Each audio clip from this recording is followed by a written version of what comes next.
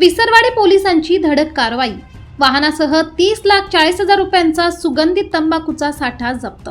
नवापूर तालुक्यातील विसरवाडी पोलिसांनी धुळे-सुरत राष्ट्रीय महामार्गावर धडक कारवाई करत गुजरातमधून महाराष्ट्रात अवैधरित्या विक्रीसाठी आणला जाणारा महाराष्ट्रात प्रतिबंधित सुगंधित तंबाखूचा मोठा साठा जप्त केलाय।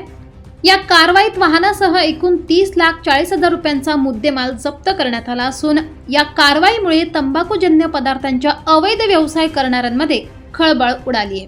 विसरवाडी पोलिसांना गुप्त माहिती मिळाली होती की गुजरात राज्यातून महाराष्ट्रात प्रतिबंधित सुगंधित तंबाखूची वाहतूक आयशर टेम्पो क्रमांक DD01F9752 मधून केली जात आहे।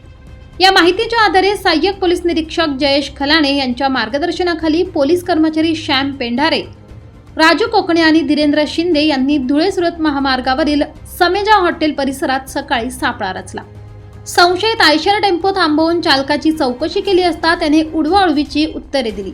त्यामुळे वाहनाची झडती घेतली असता त्यामध्ये 55 प्लास्टिकच्या गोण्यांमध्ये सुमारे 12 लाख रुपये किमतीचा रिमझिम जर्दा तंबाखू तसेच 3,30,000 रुपये किमतीचा गोल्डन सफारी जर्दा सुगंधित तंबाखू आढळून आला। या प्रतिबंधित मालासह वाहनाची एकूण किंमत 30,40,000 रुपये इतकी असून संपूर्ण मुद्देमाल पोलिसांनी जप्त केला आहे।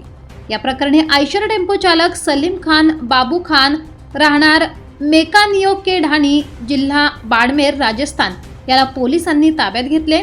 या प्रकरणी अन्न सुरक्षा अधिकारी सुरेंद्र रोहिदास डवले यांनी दिलेल्या फिर्यादीवरून विसरवाडी पोलीस ठाण्यात संबंधित कलमान्वये गुन्हा दाखल करण्यात आला असून पुढील तपास विसरवाडी पोलीस करत आहेत। नवापूर लाईव्ह न्यूजसाठी संजय वाणी, विसरवाडी।